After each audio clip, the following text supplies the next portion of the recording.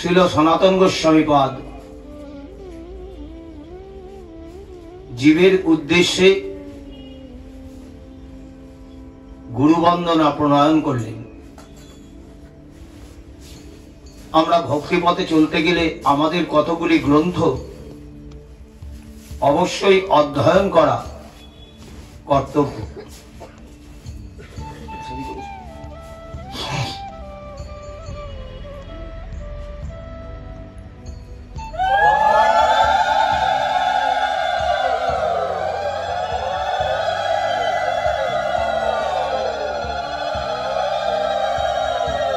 ভজন রাজ্যে অগ্রসর হতে গেলে সাধকদের সর্বপ্রথম আস্বাদন করা দরকার যে গ্রন্থ যার মধ্যে সাধক জীবন তৈরি করার সবকিছু রয়েছে, সেটি হলো সাধক কণ্ঠমালা। আর এই সাধক কণ্ঠমালাই অদ্বৈত বংশাবতাংশ গৌর গোবিন্দানন্দ ভাগবত স্বামীজি মহারাজ তিনি একটি প্রণয়ন করেছেন সাধক কণ্ঠহার। দুটি একই। সেই সাধক কণ্ঠমালা আমাদের রাধারমণগণের বড় বাবাজি মহারাজের প্রণয়ন, শ্রী পাটবাড়ি থেকে মুদ্রণ হয়েছে। আর গৌর গোবিন্দানন্দ ভাগবত স্বামীজি মহারাজের প্রণীত সাধক কণ্ঠহার ওইটি গুরুকুঞ্জ থেকে পাওয়া যায় নবদ্বীপে। এখন পাওয়া যায় কিনা জানি না, আমি দেখেছিলাম। তো সাধক জীবন তৈরি করতে গেলে এই গ্রন্থ আস্বাদন সর্বপ্রথম প্রয়োজন। গ্রন্থের সর্বপ্রথমে কি আছে? প্রথমেই আছে গুরু বন্দনা। শ্রীল সনাতন গোস্বামী পাদ প্রণীত গুরু বন্দনা। সেই গুরু বন্দনায় একটি শব্দ সর্বপ্রথম লাইন, আশ্রয় করিয়া বন্দ শ্রী গুরু চরণ, যাহা হইতে মিলে ভাই কৃষ্ণ প্রেমধন। এখানে প্রশ্ন, ঈশ্বর আরাধনা করব, ভগবানের আরাধনা করব, আবার গুরুকরণের প্রয়োজন কি? কেন গুরুকরণ করব? আমি ভগবানের নাম গ্রহণ করলে হবে না? শুধু ভগবানকে সেবা করলে হবে না? ঈশ্বরকে আরাধনা করলে হবে না? গুরুকরণ করতেই হবে। আমি যদি গুরুকরণ না করি তাহলে কি আমি ভজন রাজ্যে অগ্রসর হতে পারবো না? সেখানে শাস্ত্রে বলছেন,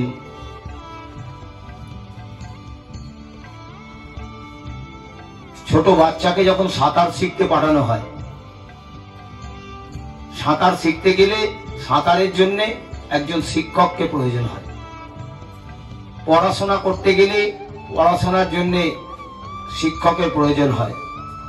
আমরা যখন পড়াশোনা করেছি তখন আমাদের একটি শিক্ষকই যথেষ্ট। জীবন বিজ্ঞান, ভৌত বিজ্ঞান, অঙ্ক, ইংরাজি, বাংলা যত কিছু ছিল একটি টিচার। আর এখন বর্তমান যুগে এক একটি সাবজেক্টের জন্য এক একটি টিচার।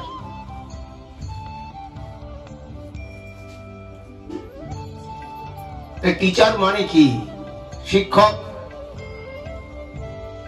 যেনার দ্বারা আমি শিক্ষা প্রাপ্ত হলো তিনি হলেন টিচার। আমি জাগতিক জগতের কথা বলছি, পরমার্থ বাদ দিন। তো জাগতিক জগতে যদি শিক্ষক ছাড়া কোনো কিছুর শিক্ষা নেওয়া সম্ভব না হয়, তাহলে পরমার্থ জগতে আপনি শিক্ষক ছাড়া কি করে এগোবেন? পরমার্থ জগতের শিক্ষক যিনি, তিনিই হলেন গুরু। এবার এই গুরুর প্রকারভেদ। শাস্ত্র বলছেন দীক্ষাগুরু এক, শিক্ষাগুরু অনন্ত। দীক্ষাগুরু একজনই হবে, আর শিক্ষাগুরু হবেন অনন্ত। বললো অনন্ত মানে যার অন্ত নেই। তা আমি এত গুরু করব? হ্যাঁ, শিক্ষার জন্য করতে পারেন, কোনো অসুবিধা নেই। শ্রীমদ্ ভাগবতে দত্তাত্রেয় ঋষির 24 জন গুরু করেছিলেন তিনি। 24 জন গুরুর থেকে 24 রকমের শিক্ষা পেয়েছিলেন।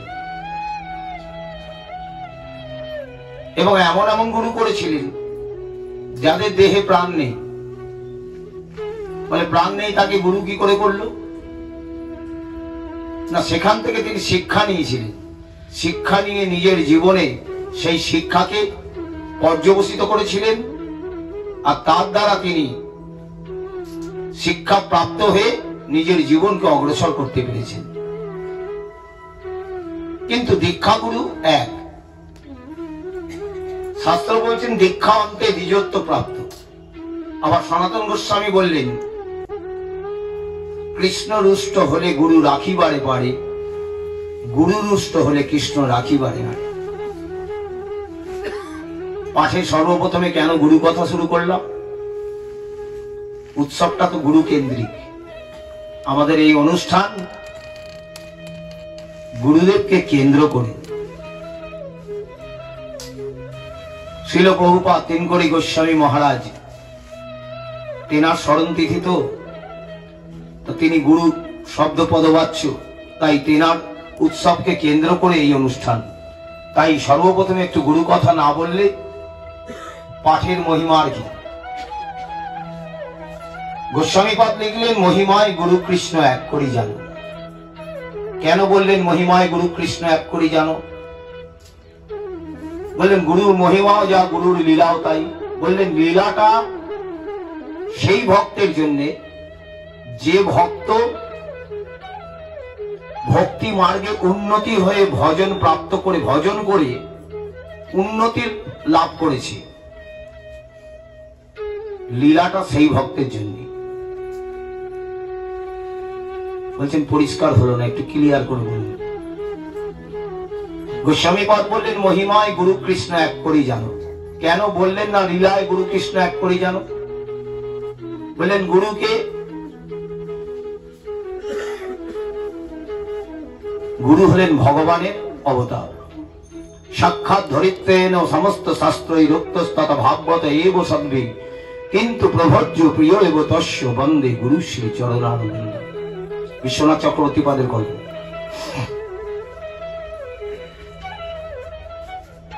গুরুদেব কে হলেন? তিনি হলেন সাক্ষাৎ ভগবান। এই ধরিত্রীতে গুরু স্বরূপে নেমে এসছেন। বলল সাক্ষাৎ ভগবান।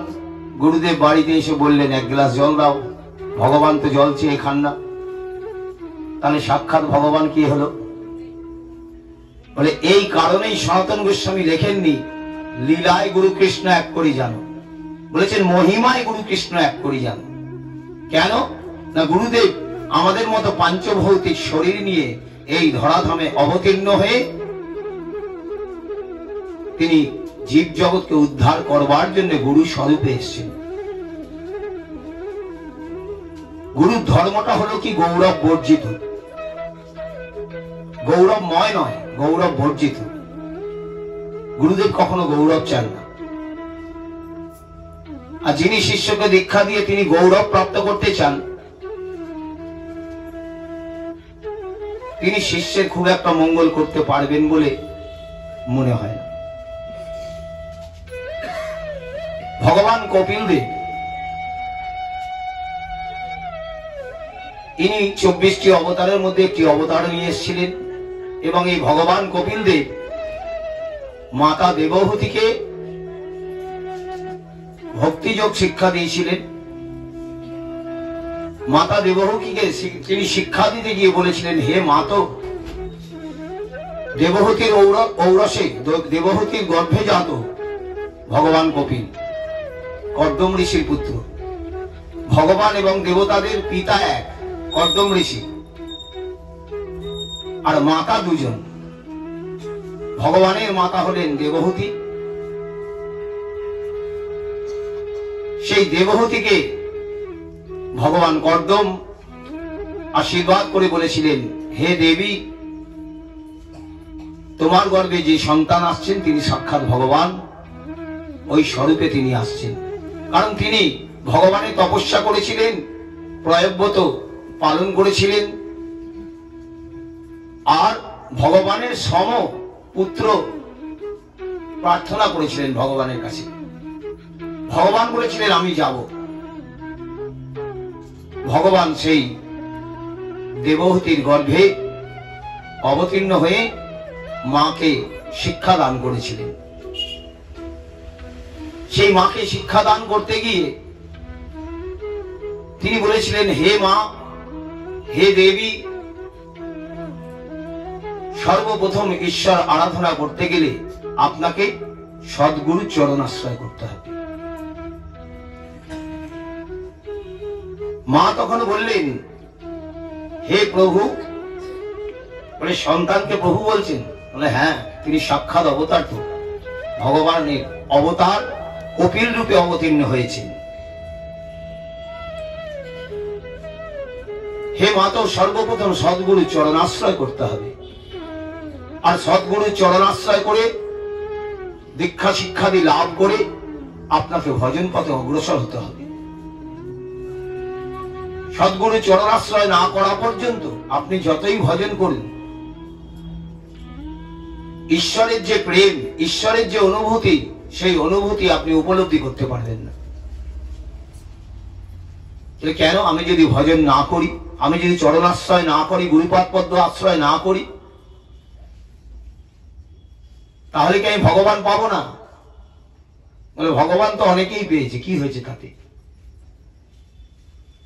ভগবান অনেকেই পেয়েছে। পুতনা তো ভগবানকে বক্ষে পেয়েছে, পুতনা ভগবানকে পক্ষে পেয়েছেন।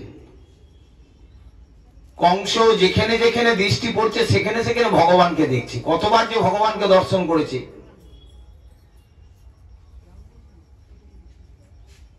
তো অর্জুনের ভগবান পাওয়া আর দুর্যোধনের ভগবান পাওয়া দুটি সমান নয়।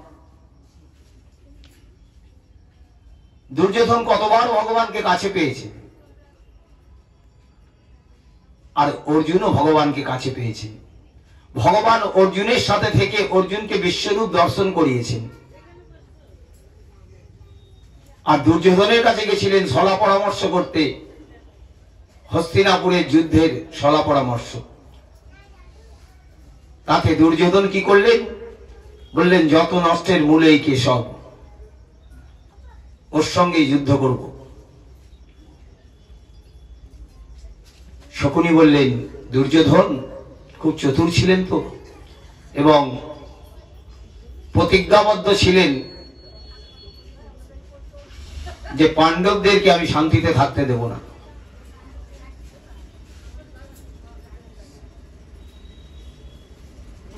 আমরা পাণ্ডব আর কৌরব বলে থাকি, হিসেবে সবাই পাণ্ডব, পাণ্ডু বংশীয় তো সবাই পাণ্ডব।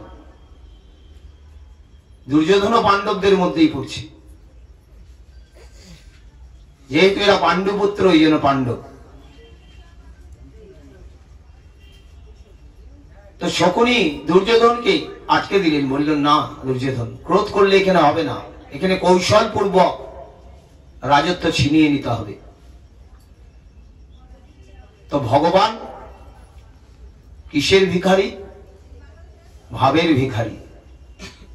ভগবান আপনি কি ভোগে দিলেন, আপনি এঁচড়ের রসা দিলেন না আলু সেদ্ধ দিলেন, তাতে ভগবান সুখী নন। ভগবান সুখী ভাবে। তাই বলছেন, ভাবকে বশ মে হ্যায় ভগবান। भाव हुई तो रहते हैं भगवान, भाव हुई तो पाषाणों में दिखते हैं घनश्याम। भाव যদি থাকে পাষাণ মূর্তি তো ভগবান সাক্ষাৎ স্বরূপে দর্শন দেন, আর ভাব যদি না থাকে আপনি পঞ্চ ব্যঞ্জন দিয়ে দিলেও ভগবান গ্রহণ করবেন না। ভগবান হলেন ভাবের ভুকা। তো দুর্যোধনের কাছে যখন ভগবান এসছেন যে, হে দুর্যোধন, তুমি একটা রাজত্ব দিয়ে দাও পাণ্ডবদের, তাহলে আমি ওদেরকে সন্তুষ্ট করিয়ে দেব। দুর্যোধন বললেন, না, বিনা যুদ্ধে নাহি দিব সূচাগ্র কোণ। সূচের একটা কোণাতে যতটুকু জায়গা আছে সেইটুকু জায়গাও আমি বিনা যুদ্ধে ছাড়ব না। শকুনি গিয়ে দুর্যোধনকে সামলাচ্ছে, আরে আরে আরে ভাগনা, চুপ করো, এত উত্তেজিত হয়েও না। কেশব তোমার গৃহে এসছে, কেশবের ভোগের ব্যবস্থা করো, কেশবের সেবার ব্যবস্থা করো। দুর্যোধন রাশি রাশি সেবার ব্যবস্থা করেছেন, নানান রকম ব্যবস্থা, সমস্ত রাজভোগ। ভগবানকে বলছেন, কেশব তুমি তাহলে এক কাজ করো, আজ আমার গৃহে মধ্যাহ্নের সেবাটা করো। কেশব বলছেন না। বললো কেন, আমি কি তোমায় সেবা করাতে পারি না? বললেন হ্যাঁ দুর্যোধন, নিশ্চয়ই পারে, কিন্তু দেখো আহারের দুটো নিয়ম আছে। কিরকম? বলে যিনি আহার করবেন তার খিদে থাকা চাই, আর যিনি আহার করাবেন তার ভেতরে প্রেম থাকা চাই। তোমার ভেতরে প্রেম নেই, আমার এখন খিদে নেই, কারণ তুমি তো অহংকারে আহার দিচ্ছ। তোমার ভেতরে প্রেম নেই আর আমার খিদে নেই, তাহলে খাওয়া চলবে না। সেই ভগবান দুর্যোধনের কাছ থেকে বেরিয়ে রাস্তা দিয়ে ছুটে চলেছেন, কাকি কাকি বলে চিৎকার করতে করতে গেছেন, গিয়ে কোথায় ঢুকেছেন? ভগবান কোন জাতিকুল পাণ্ডিত্য নয়, আমি ব্রাহ্মণ, আমার ঘরে ভগবান, এসব বাজে কথা। কোন কুলেতে ভগবান পাওয়া যায় না। ভগবান দৌড়ে গেলেন, কাকি কাকি আমার বড় খিদে পেয়েছে, বড় খিদে পেয়েছে। কোথায় গেলেন? বিদুরের ঘরে। আর বিদুর হলো দাসী পুত্র। শাস্ত্রে বলা আছে, দাসীর গর্ভে যার জন্ম, রাজার ঔরসে দাসীর গর্ভে জন্ম, মানে বর্তমান যুগের যদি আপনি বিজ্ঞানকে লাগান তাহলে বলা হয় বর্ণ সংকর। বর্ণ সংকরের হাতে জল শুদ্ধ নয়। তাহলে বর্ণ সংকরের গৃহে ভগবান গেছেন, গিয়ে বলছেন কাকি আমার খুব খিদে পেয়েছে, আমাকে খেতে দাও। কাকি স্নান করছিলেন, স্নান করতে করতে আলু থালু অবস্থায় ভিজে কাপড় কোন রকম গায়ে দিয়ে দৌড়ে এসে কি খেতে দেবেন ভেবে পাচ্ছেন না। ঘরে ছিল কলা। ভগবানকে দেখে এমন ভাব বিহ্বল হয়ে গেছেন, কলা ছুলছেন, কলাটা ফেলছেন আর খোসাটা ভগবানকে দিচ্ছেন, আর ভগবান সেই খোসাটি খাচ্ছেন। তো ভগবান ভাবের ভোখা, ভগবান আহারের ভোখা নন। আমরা কি পারবো ভগবানকে কোন বস্তু একটা মুখে দিয়ে চেখে নিয়ে তারপর ভগবানের সামনে ভোগ দিতে? পারবো না, কারণ সেই জায়গায় আমরা পৌঁছেনি। আমরা দিতে গেলে আমাদের ভেতরে একটাই কথা সর্বপ্রথম জাগবে, আরে আমরা সাধারণত বাইরে থেকে হাত দিয়ে এসে ফলে হাত দিলেই আমরা মনে করি এই ফলটা ভগবানকে দেয়া চলবে না। কেন? বাইরে থেকে এসে হাত ধুয়ে ফলে হাত দিই না। তার মানে আমাদের ভেতরে অপরাধ বোধ আছে।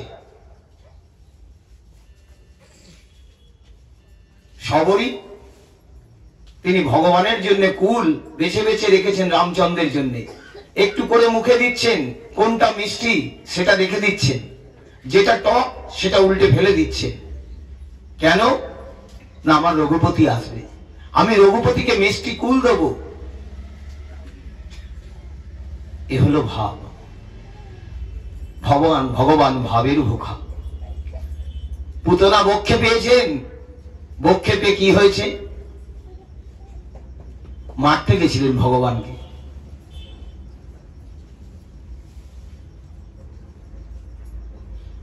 তো বললেন হে মা, তো ভগবানের আগে সর্বপ্রথম ভগবানকে আরাধনা করতে গেলে আপনাকে করতে হবে গুরুপাদ পদ্ম আশ্রয়।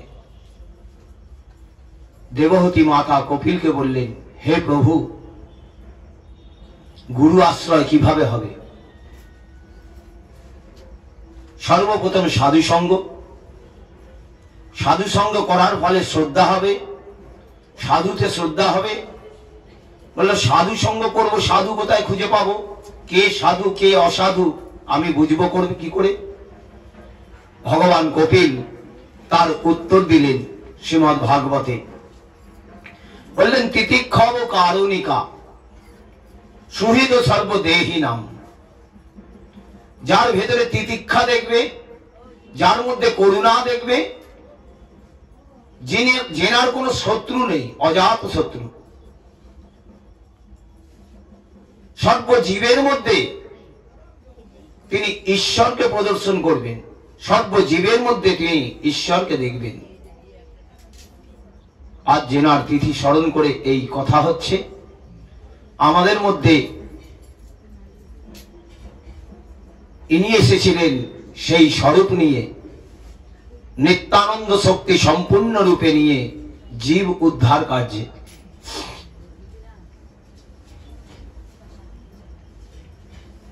আমরা যখন দীক্ষা পেয়েছি বা আমরা বর্তমানে যারা দীক্ষা প্রাপ্ত হচ্ছি, আমাদের এক কাকাগুরু খুব সুন্দর কথা বলতেন, মিষ্টি মিষ্টি কথা বলতেন। একদিন আমাকে বললেন, ওরে শোন, তোরা সব ভজন পথে এসছিস, ভক্তি পথে এসছিস, তোরা এসছিস বেলা 2টোর বাজারে। বেলা 2টোর বাজার মানে আপনি 2-2:30টার সময় যাবেন চন্দনপুকুর বাজারে, গিয়ে দেখবেন বাজার আছে, আপনার মনের মতো নেই। কানা বেগুন, নরম টমেটো, পচা মূলো, এগুলোই তখন পড়ে থাকবে। তা আমরা যখন এসছি এই ভজন রাজ্যে, এখন ওইসবই আছে। তার মধ্যে আপনাকে আপনার সঠিক পন্থাটা বেছে নিতে হবে। সাধু সঙ্গ করতে গেলে সর্বপ্রথম নিজের অন্তঃকরণ তৈরি করতে হবে, নামের আশ্রয় করতে হবে, গুরু পদাশ্রয় করে নামের আশ্রয় করতে হবে।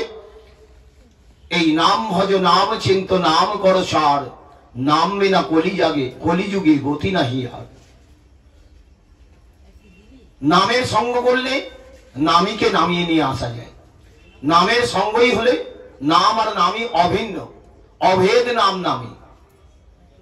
অদ্বয় ব্রহ্ম নন্দ নন্দন পেতে এই নাম বই আর সাধন নাই। কলিযুগে আর কোনো সাধন নেই। যাগযজ্ঞ করবেন, হবে না। তপস্যা করবেন, হবে না। ধ্যান করবেন, কোন মনে ধ্যান করবেন? মনে ভগবানের পাদপদ্ম ধ্যান করতে যাবেন, আলু পটলের চিন্তা আসবে।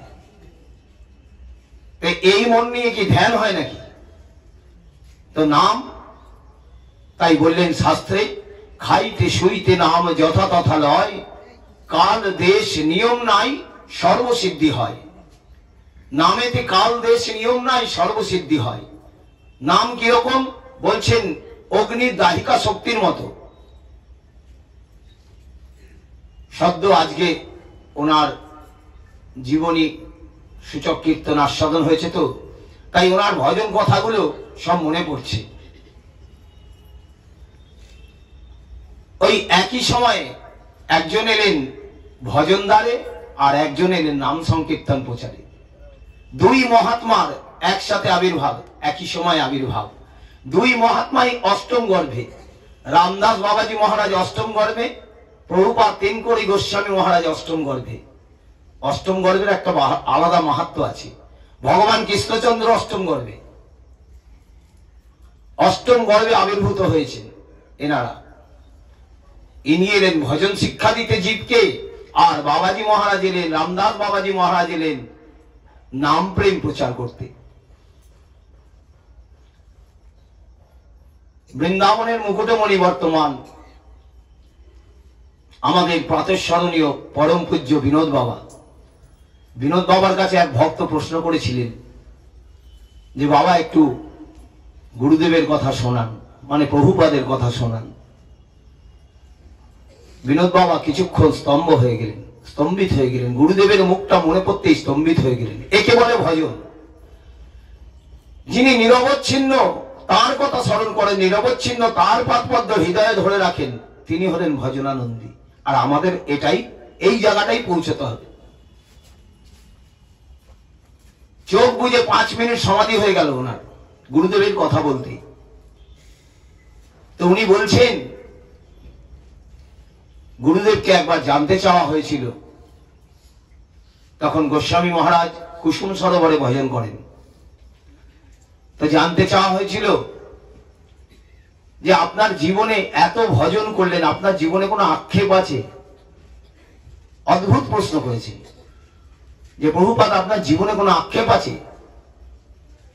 উনি চট পড়তেন, চটের ডোর কৌপিন, চটের বহির্বাস, চটের মালার ঝোলা, চট দিয়ে তৈরি, কারণ চট হলো সব থেকে শুদ্ধ। সেই চটের মালার ঝোলার মধ্যে মালা করতেন। কুসুম সরোবরে অবস্থান করছেন বৃন্দাবনে। আর ভক্ত এই প্রশ্ন করেছেন, কোন আশ্রিত জন, যে আপনার জীবনে কোনো আক্ষেপ আছে? আক্ষেপ কখনো এসছে? উনি ভজন করতে করতে চোখ দিয়ে জল পড়ে গেল, জল টপ টপ করে জল পড়ছে, আর বলছেন আক্ষেপ একটা ছিল জীবনে, এখনো আছে। বলে কি? আমি রামদাস বাবাজি মহারাজকে কোনোদিন চরণ ছুঁয়ে প্রণাম করতে পারিনি, এটাই আমার জীবনের সব থেকে বড় আক্ষেপ। বলে ওনাকে প্রণাম করতে গেলে এই বাবাজি মহারাজ দূর থেকে ছিটকে চলে যেতেন আর বলতেন, আরে আরে আরে আপনি প্রভু সন্তান, আপনি কি করছেন? আপনি চরণ ছুঁতে আসছেন? ও যে নামের ঊর্ধ্ব শিখরে উঠেছে, আমি তাই ওর চরণ ছোঁয়ার একবার চেষ্টা করেছিলাম, সেটা জীবনে পারলাম না। এটাই আমার জীবনের ভজনের সব থেকে বড় আক্ষেপ। এই যে একজন সাধু আর একজন সাধুর প্রতি যে তার শ্রদ্ধা, আদৌ তো শ্রদ্ধা যতক্ষণ পর্যন্ত না হচ্ছে, যে কোনো জিনিসে শ্রদ্ধা যতক্ষণ পর্যন্ত না হচ্ছে, ততক্ষণ পর্যন্ত সম্পূর্ণ কর্ম আপনার সম্পূর্ণ হবে না। সেটা আপনি ব্যবহারিক জগতে চাকরি ক্ষেত্রে যান, ব্যবসা ক্ষেত্রে যান, ভজন পথে যান, পরমার্থে সর্বত্রই এক শ্রদ্ধা। শ্রদ্ধাবান ও লভাতে জ্ঞানম, শ্রদ্ধাবান না হওয়া পর্যন্ত ভগবত নামের প্রতি শ্রদ্ধা, ভগবত বিগ্রহের প্রতি শ্রদ্ধা, প্রসাদ চরণামৃতের প্রতি বিশ্বাস, এগুলি যতক্ষণ পর্যন্ত না হচ্ছে ততক্ষণ জানবেন আপনি ভজন পথ থেকে অনেক দূরে আছেন। তাই মাতা দেবহূতিকে কপিল ভগবান বললেন, হে দেবী, আগে গুরু চরণাশ্রয় সাধু সঙ্গ। সাধু সঙ্গ কিরকম? তিতিক্ষব কারুণিকা, তিতিক্ষাবান ব্যক্তি, তেনার কাছে যাবেন, তেনার সঙ্গ করবেন, যিনি সর্বজীবেতে ভগবানকে দেখতে পান। ভক্তমানে একটি প্রসঙ্গ আছে, নামদেবজি খুব বড় মহাত্মা ছিলেন। এই নামদেবজি সর্বভূতে ভগবান দেখতেন। বৃন্দাবন দাস ঠাকুর যেমন লিখেছেন, নিতাই জগতময়, নিতাই নাগর রসের সাগর, সকল রসের গুরু, যে যাহা চায় তারে তাহা দেয়, বাঞ্ছা কল্পতরু।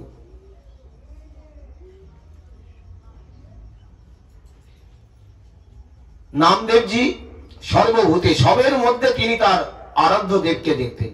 তার আরাধ্য দেব ছিল বিঠ্ঠলনাথ। এই বিঠ্ঠলনাথ আমাদের মহারাষ্ট্রে এনার খুব প্রতিপত্তি। বিঠ্ঠলনাথের আরাধনা মহারাষ্ট্রে খুব হয়, বিষ্ণুরই একটা অংশ। নামদেব যে বিঠ্ঠলনাথ, বিঠ্ঠলনাথ সর্বক্ষেত্রে তিনি বিঠ্ঠলনাথকে দর্শন করেন। একদিন বসে রুটি তৈরি করছেন, রুটি তৈরি করে আর রুটিটি এক জায়গায় রেখেছেন, রেখে কুটিয়ার ভেতরে গেছেন ঘি আনতে, রুটিতে ঘি মাখাবেন। হঠাৎ এসে দেখছেন একটি কুকুর রুটিগুলো মুখে নিয়ে এক দৌড় লাগিয়েছে। নামদেবজি পেছনে সেই ঘিয়ের কটরা নিয়ে দৌড়চ্ছে, আরে মেরে বিঠ্ঠলনাথ, বিঠ্ঠলনাথ সুখা রুটি মত খা, থোড়া ঘি তো লাগাকে যা, থোড়া ঘি তো লাগাকে যা। এ হলো সাধকের সাধকোচিত অবস্থা। কুকুরের মধ্যে তিনি বিঠ্ঠলনাথকে দেখছেন, কুকুরটি বিঠ্ঠলনাথ নয়, তার মধ্যে তিনি বিঠ্ঠলনাথকে দর্শন করছেন।